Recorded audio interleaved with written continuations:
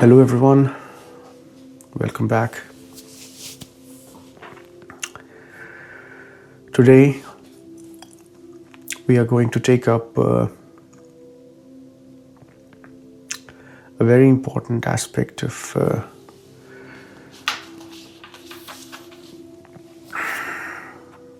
most of our discussions, which is taken already in a way when we've discussed thought, when we've discussed memory, when we've discussed other aspects, but we can take it with its own specific name, with its own specific category, if you want to say it like that. And that would be the topic of loneliness, the topic which is the burning question of everyone's life. And almost everyone, all humans have faced loneliness in one way or another.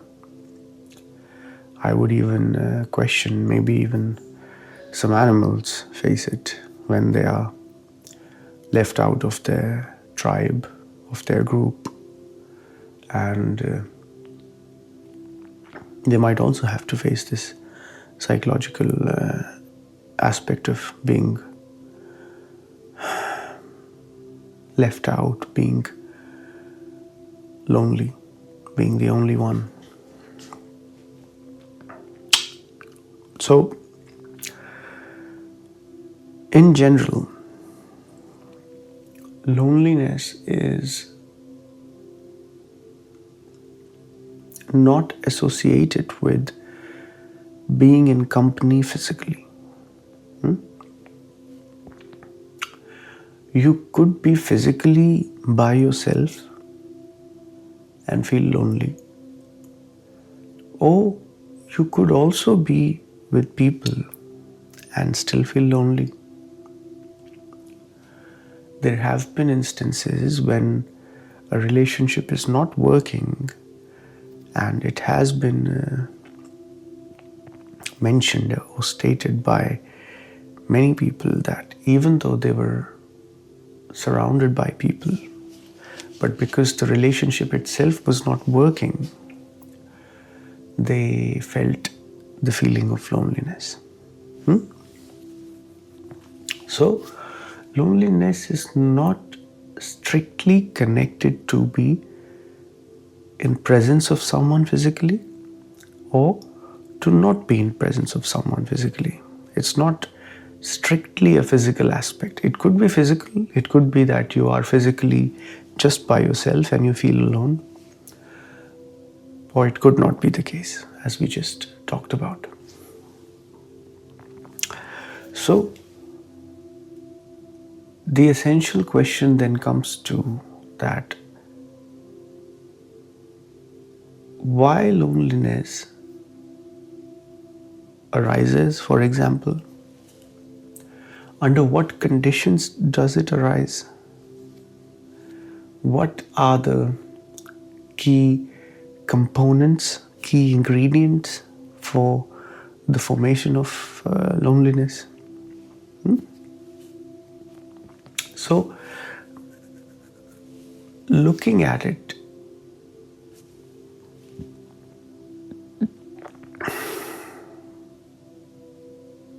right now, as we are talking,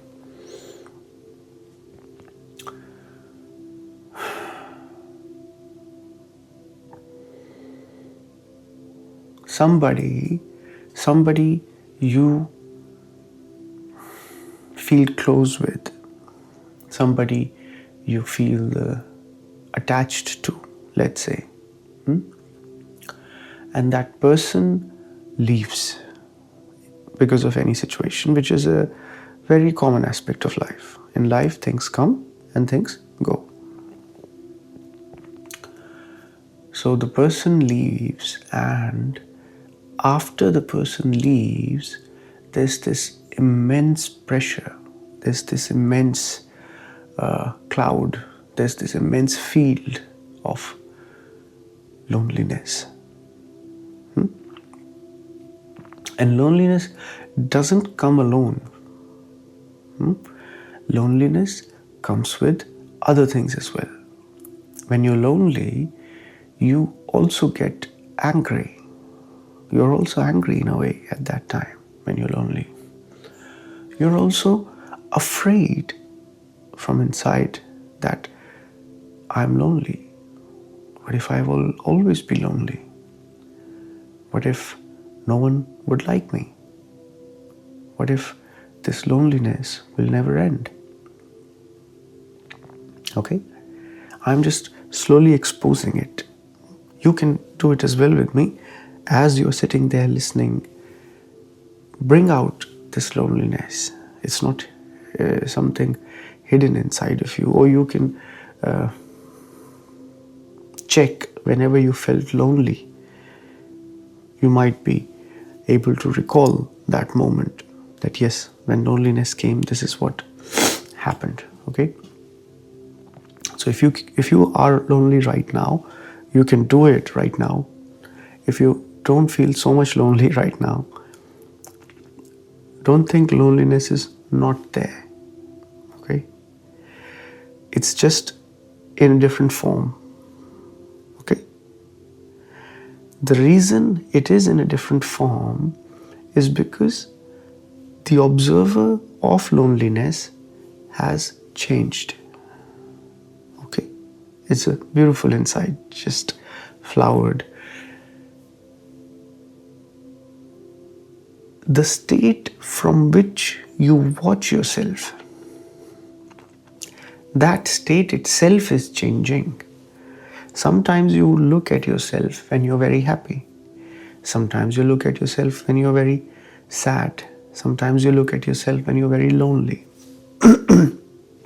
So you yourself are changing. Okay? So when you look at yourself in the state of loneliness, then a lonely person is looking at itself. Right? Okay? Now you might be in a different state. Let's say you're happy now, or you're enjoying a nice meal of breakfast right now. Then that person is trying to look at loneliness. Okay? So those two people psychologically, state-wise, as a state, are different. One state is different from the other state, and those states keep on changing. So you, as the observer, the one who is looking at loneliness, is itself changing. Right? So when you are different from loneliness, the same state which you are appears to be not lonely. Okay? It's a little bit difficult, I'm really sorry, but it just came and I didn't want to leave it out. So your own current state is affecting how you look at yourself. Okay? When you're happy, from a happy state, when you look at loneliness, you don't call it loneliness.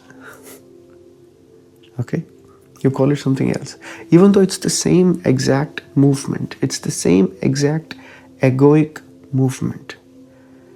The same ego looks at itself and labels itself differently under different conditions, to put it in one sentence. Okay? So, loneliness is never alone, as we mentioned. We've talked in our previous videos about how the brain creates emotions, why the brain creates emotions. Okay, if you haven't seen them, please, you can find them on the channel. It would not be a lot of hard work for you, but it would be a nice test of how interested you are. So, the brain is creating emotions to create security. Okay, we've talked about it in our previous videos that emotions are not coming from some soul or something. It's just brain's way of keeping things in order, right? When the brain is telling you be afraid, it's because in being afraid, it's in your profit as your physical body survival, right? When you see a snake or you see a tiger and the brain is afraid, it's a natural response to feel secure, that that's dangerous, stay away, right? And so all the other emotions are in that way, and you can go to that video if you really want an in-depth assessment of it. And in the same way, all those emotions, that whatever the brain has produced, we have connected them to the central movement of thinking, to the central movement of thought. Okay? To the central interaction of the ego and the object of the ego, if you want to put it like that. How the ego interacts with what is in front of it. That very interaction creates different emotions. So the interaction is the same, but the end result of each interaction is one emotion. This also we've talked in one of our videos, you can find out. The reason I said all that is because we are presenting an argument that the loneliness which comes inside of you is not alone, is never alone. It's always with a sense of anger, it's always with a sense of anxiety, a sense of fear. Okay? Which is why when you would see someone feeling very lonely, you would see that they are very close to or already in a state of like depression. Okay? So loneliness is very close to depression, anger, all these things. So if you see that, whenever you are lonely, you see it doesn't come alone. Now, what does this fact show us about it? That it doesn't come alone. Loneliness always has, first of all, a context in reference to why loneliness exists, okay? And the context would be some kind of an act, that someone left you and you feel lonely because of that. So that act of leaving is the reason, and the result is loneliness. So it's a causal event, cause and action. And then we see when that causal event happens, it also brings with it a lot of other things.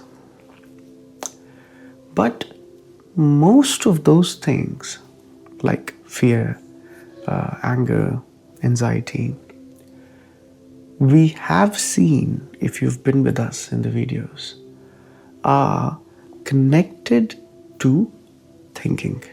They are connected very strongly with thought. Okay? So, does it give us a clue that maybe, just in case, loneliness might also be connected to thought? Okay? The trigger is the leaving of the person, the cause. But the actual feeling inside of you, that is, or that might be connected to thinking. And now, if you would remember that state of loneliness, if you can, if it's safe for you to look at that state right now, if you are not feeling so afraid of it, if you feel calm enough that yes, there's nothing to be afraid of, we are just investigating, and for investigation we need to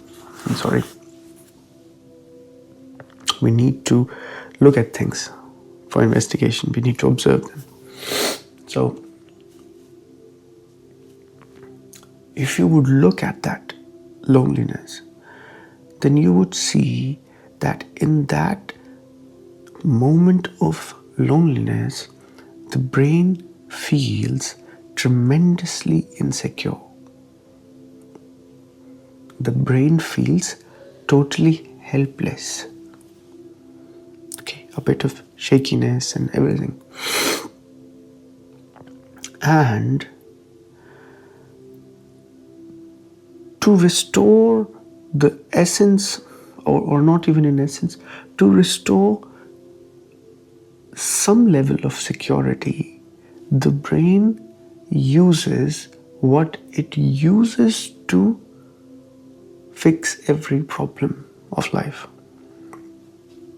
And that is the process of thinking, right?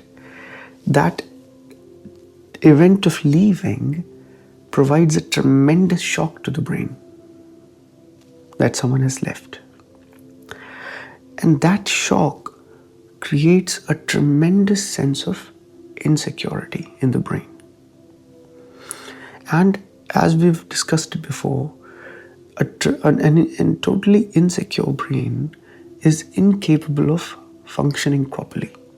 And in those moments of loneliness, you might have seen you might not be able to sleep properly, you would not feel hungry, you would physically feel weird, you would not want to take interest in anything, right?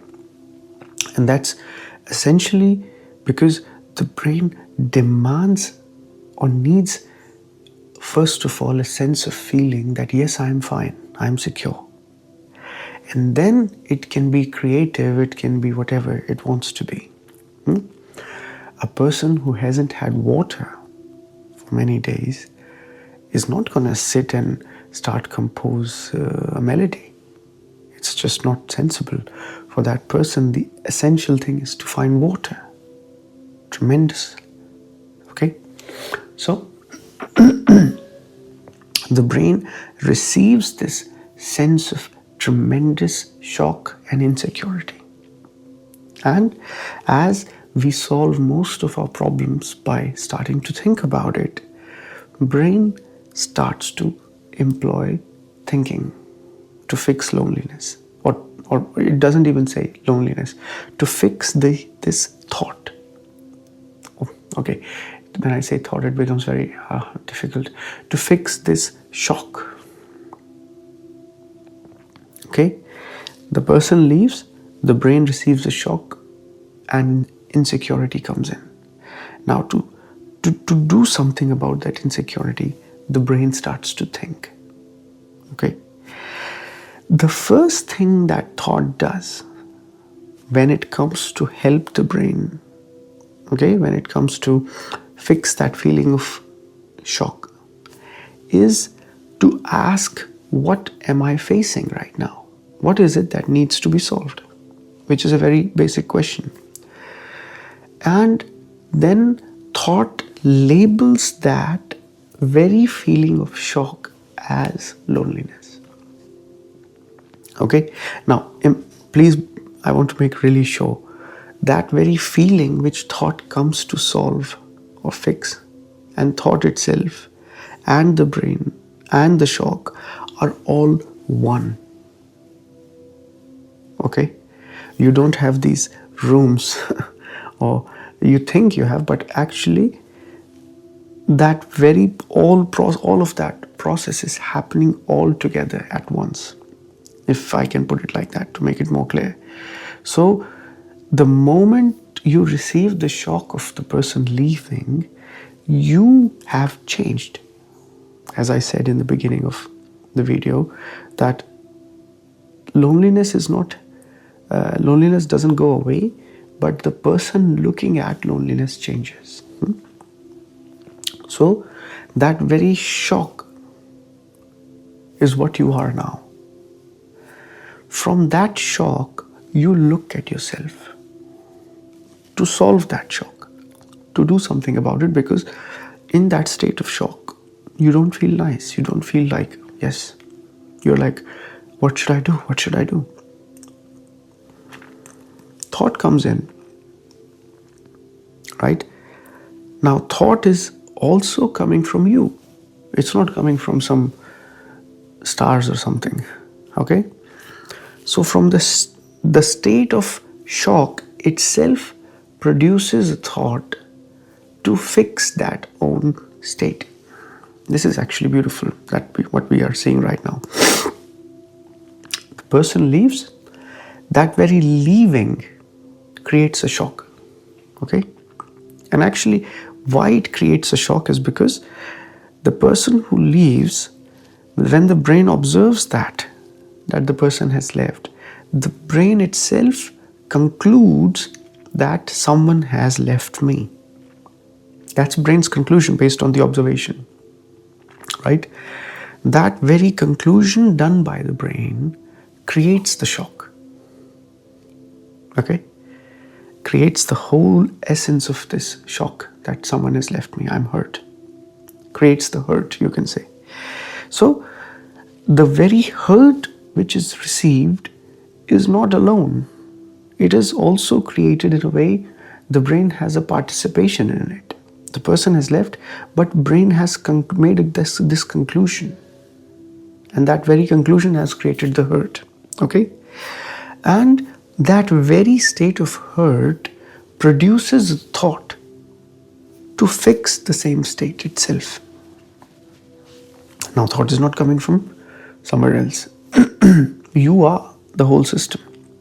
So, from the state of being hurt, from the state of feeling shocked, you start to think.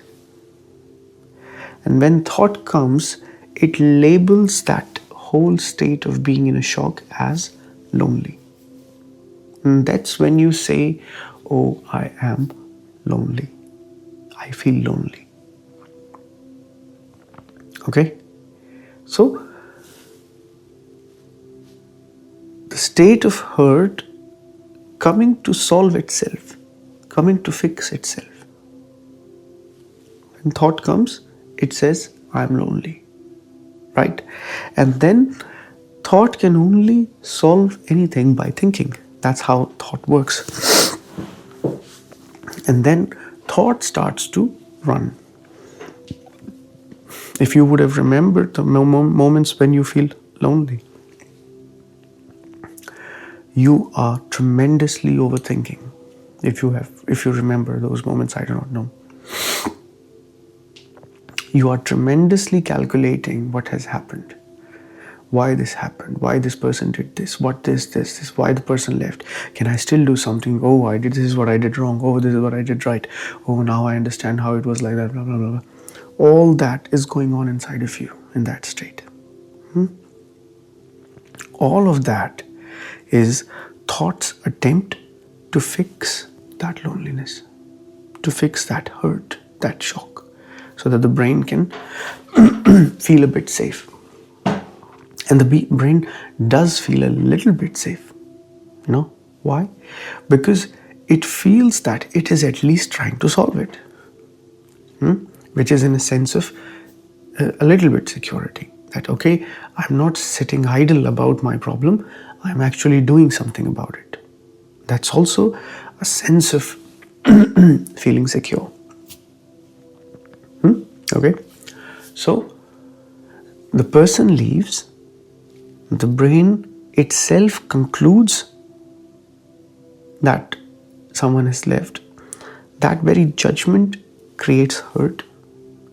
From the state of hurt, brain itself creates a thought. Okay, hurt, and then brain creates a thought, how do I fix this hurt? How do I fix this feeling? Because it doesn't feel nice in this feeling. It feels tremendously unsafe in this feeling. And then the same state of hurt creates a thought to fix the state of hurt. And when thought comes, it says this whole situation is called loneliness. And then thought starts to run tremendously. Right?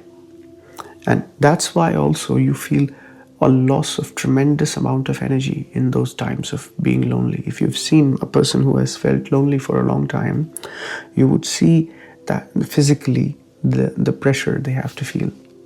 Their face has that sense of drained, that they've been drained.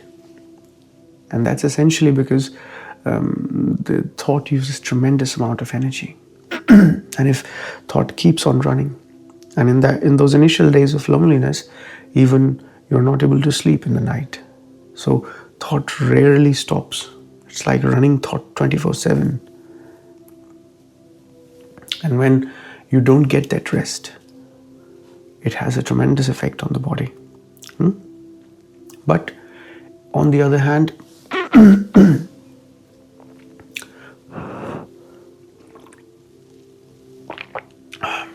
to feel a sense of security is also a demand of the brain.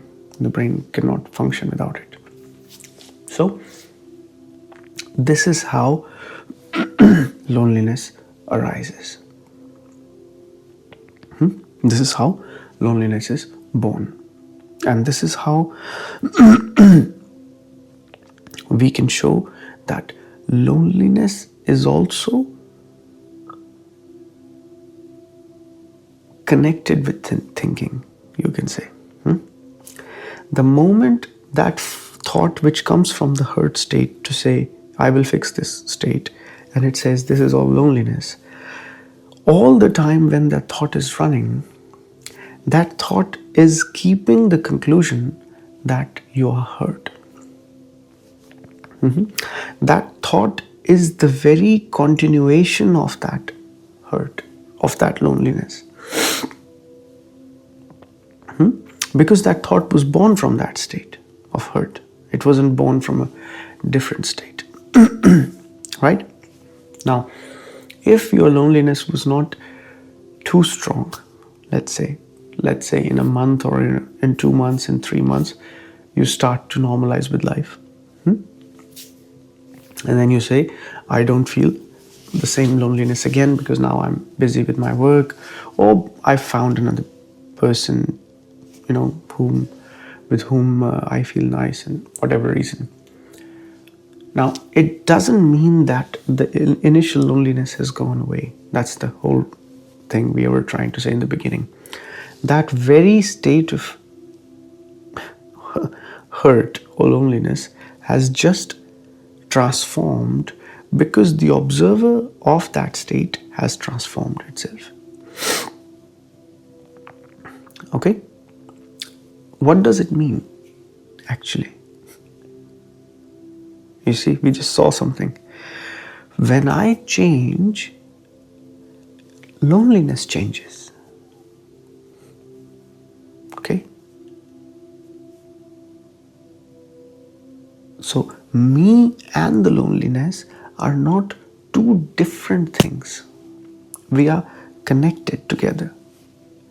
A change in me creates a change in loneliness. And in the same way, when the person leaves you and creates a state of hurt, that state of hurt affects you because it's all one movement in you. Okay? So you and your state of loneliness and your state of hurt are not different. You are together, connected. Which is why in that state of loneliness, if someone forces you to watch a movie or, I don't know, do something which has a tremendous amount of shock, okay, like you do bungee jumping or something, and something takes your brain away from that fact that you are hurt or you're lonely, then during those moments, you are not feeling lonely. I don't know if you have seen that or not. Because you yourself changed during some moments of doing something. And then when you are finished with it, you remember back, oh, that person had left me, oh, I was lonely, oh, I'm still... You see? So when you come back to the same, the loneliness comes back. When you change, loneliness changes. Okay?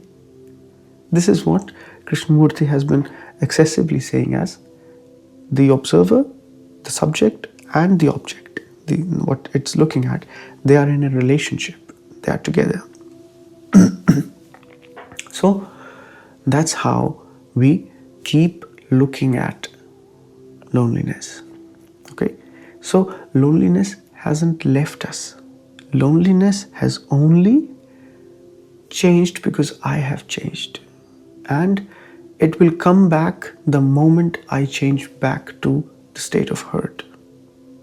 When someone else leaves me some other day, which is part of life, everyone leaves at some point, the state comes back. Okay? So, all of this is connected to your thinking. Okay?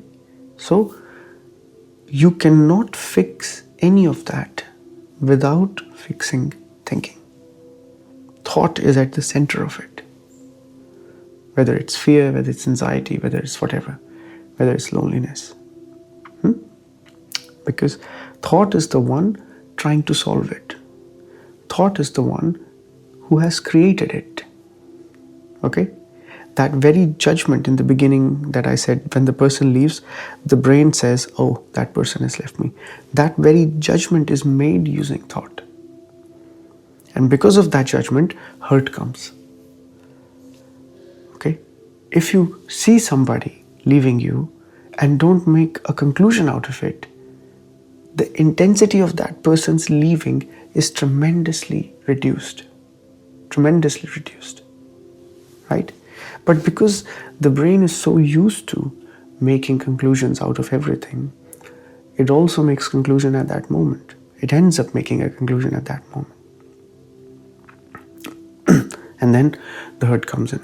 And when the hurt comes in, you feel insecure. You feel insecure. From that insecurity, a new thought rises that I will do something about it.